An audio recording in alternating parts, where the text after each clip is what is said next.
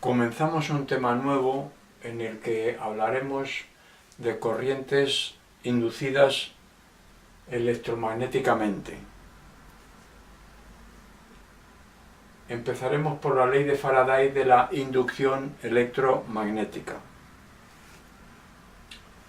En el año 1831, Faraday descubrió que si se variaba el flujo magnético que atravesaba la superficie interior de un circuito cerrado, se producía en este circuito una corriente transitoria. Mientras se variaba el flujo, esa corriente circulaba. En el momento en que se interrumpía esa variación de flujo magnético, cesaba la corriente. El flujo magnético, como sabemos, phi, es igual a la integral extendida a la superficie S sobre la que estamos calculando el flujo del campo magnético B, producto escalar por la diferencial de S, siendo el vector diferencial de S un vector ortogonal a la superficie en cada punto, cuyo módulo es la diferencial de S. Las formas en las que puede variar el flujo magnético que atraviesa esa superficie interior del circuito pueden ser varias. Aquí hemos indicado un par de ellas. En la figura 2 tenemos un circuito cerrado y al lado un imán. Ese imán produce un campo magnético. Si movemos el imán, el flujo del campo magnético que pasa por la superficie interior del circuito variará. Y entonces se genera una intensidad I en ese circuito. En la figura 3 tenemos otra forma de conseguir esa variación de flujo sobre un circuito. En el circuito de la izquierda tenemos un circuito cerrado con un reostato, que es una resistencia variable, conectado a una fuente de fuerza electromotriz, de manera que variando con el reostato la resistencia del circuito, la intensidad del circuito cambia y por lo tanto el flujo de campo magnético que produce sobre este otro circuito de la derecha cambiará y generará por lo tanto una corriente también transitoria mientras dure la variación del flujo. ¿A qué se debe que ese flujo produzca esa corriente eléctrica en un circuito cerrado? Tiene que ser a que se genere dentro del circuito. Aquí tenemos un circuito cerrado atravesado por un campo magnético B variable en el tiempo, que se genere lo que llamamos un campo electromotor. Ya vimos cuando hablamos de corrientes eléctricas que la fuente de fuerza electromotriz, que era la que producía la corriente en un circuito cerrado, en su interior generaba un campo electromotor que iba en contra del campo electrostático que se producía dentro de la fuente. En este caso, el campo electromotor se produce en todo el circuito. Cuando hablábamos de las corrientes eléctricas, era solo en la fuente de fuerza electromotriz. Aquí, la fuente de fuerza electromotriz es todo el circuito, que está sometido a la variación del flujo interno. Este campo electromotor es un campo no conservativo. La circulación de ese campo sobre una curva cerrada, en este caso el circuito, no es cero. lo que genera precisamente este campo electromotor es la fuerza electromotriz que llamamos epsilon, que será igual a la integral sobre todo el circuito, por eso integral sobre la curva cerrada, del producto escalar del campo electromotor por la diferencial del vector longitud de dicho circuito. Esta circulación, como he dicho antes, no es cero. Lo que produce precisamente es la fuerza electromotriz que hace que se dé esa intensidad que circula en dicho circuito cerrado. No puede ser un campo electrostático, puesto que, como sabemos, un campo electrostático no genera una corriente en un circuito. La circulación de un campo electrostático sobre una curva cerrada, esa sí es cero, porque es un campo conservativo, el campo electrostático.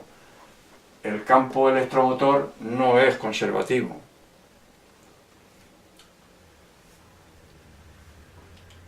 Para determinar el sentido de la fuerza electromotriz y de la intensidad que genera, podemos utilizar la ley de Lenz.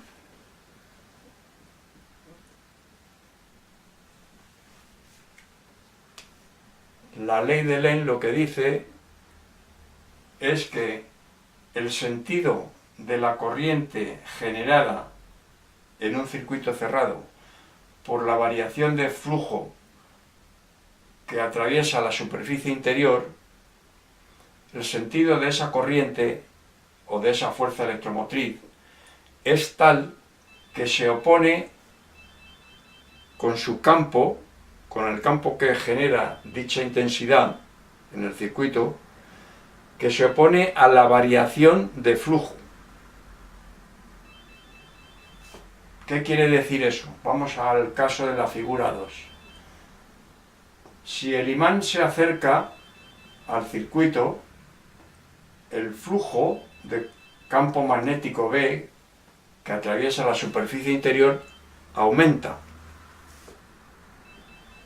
Lo que dice la ley de Lenz es que la corriente generada, o la fuerza electromotriz que genera dicha corriente,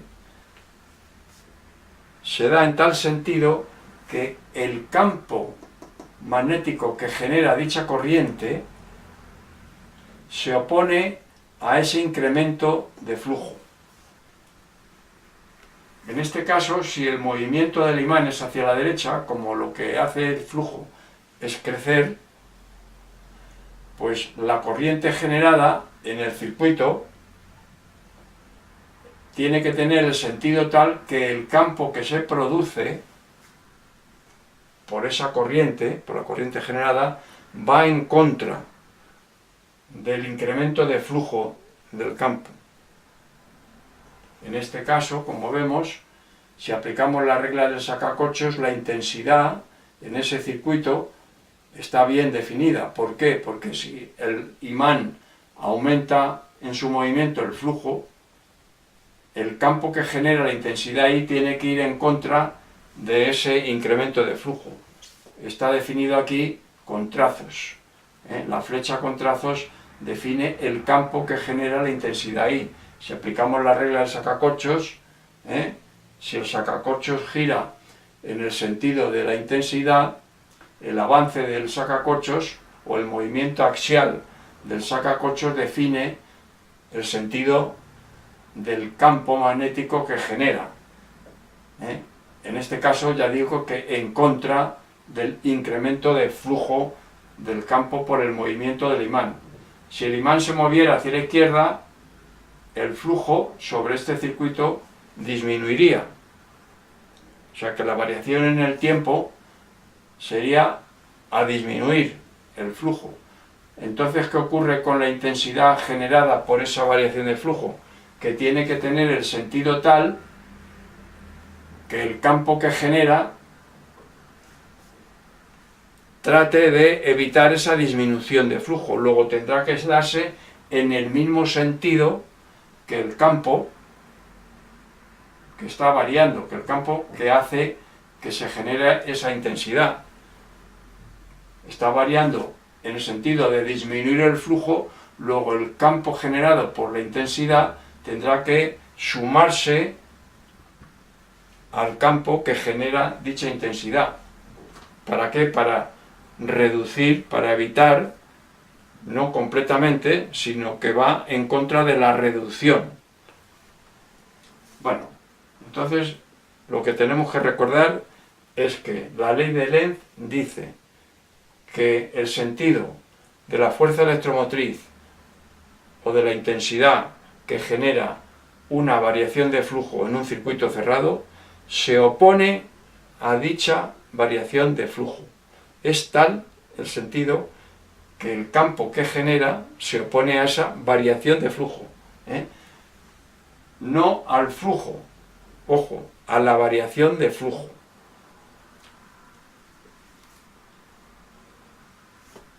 La ley de Faraday lo que dice es que la fuerza electromotriz que se genera en un circuito cerrado depende del ritmo de variación en el tiempo del flujo magnético que atraviesa el circuito, la parte interior del circuito. ¿Eso cómo se representa? Se representa con la ecuación epsilon, la fuerza electromotriz, es igual a menos la derivada del flujo respecto del tiempo. Es una ley, la ley de Faraday, experimental. No se puede deducir a partir de otras leyes. Es necesario, para que se pueda dar esa fuerza electromotriz, que el circuito sea cerrado. Puede tener cualquier forma en el espacio, no tiene por qué ser plano, pero lo que sí tiene que ser es cerrado. Ahora vamos a ver cómo se puede utilizar cualquier superficie cuyo contorno sea el circuito sobre el que estamos calculando el flujo. Aquí hemos dibujado en la figura 5 un circuito cerrado y definimos dos superficies que se apoyan o cuyo contorno es el circuito. La S1, que está delante, y la S2, que es más cóncava y que va por detrás de la S1. Ambas superficies forman una superficie S total, que es una superficie cerrada, puesto que las dos superficies están conectadas por el contorno que es el circuito. Luego, entonces, la superficie S cerrada es igual a la S1 y la S2 juntas, unidas. Bueno, pues para eso para demostrar que se puede utilizar cualquier superficie para calcular el flujo, siempre que se apoye en ese contorno, o su borde sea ese contorno, vamos a tener en cuenta que el flujo del campo magnético sobre una superficie cerrada es cero. La superficie cerrada que vamos a utilizar es la S, que estamos diciendo que se compone de las dos, de la S1 y de la S2. La integral, pues, de flujo sobre la superficie cerrada S, que es el producto escalar del campo B por la diferencial de S extendida a esa superficie S, será igual a la suma de los flujos sobre las dos superficies, sobre la S1 y la S2. La S1, cuyo diferencial de S sub 1, vector diferencial, cuyo vector diferencial de S sub 1 lo hemos dibujado aquí, hacia afuera del volumen encerrado por las dos superficies. En este caso, hacia afuera de la pizarra. Será igual a B producto escalar por la diferencial de S sub 1, más la integral extendida a S sub 2, que será el flujo sobre la superficie S sub 2 del producto escalar de B por la diferencial de S sub 2. La diferencial de S sub 2 también hacia afuera del volumen encerrado por la superficie total S o conjunto de las dos superficies. Como hemos dicho, el flujo total es igual a 0 sobre una superficie cerrada. Luego entonces, de aquí, como esta suma de estas dos integrales es 0, puedo escribir que la integral con un signo menos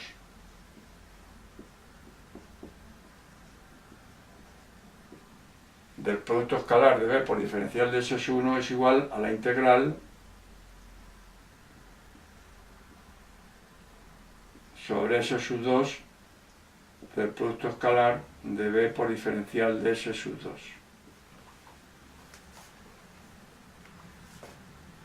Puedo pasar el menos a diferencial de S sub 1, con lo que me queda que la integral de B producto escalar por el vector menos diferencial de S sub 1 es igual a esta otra integral. He pasado el menos dentro.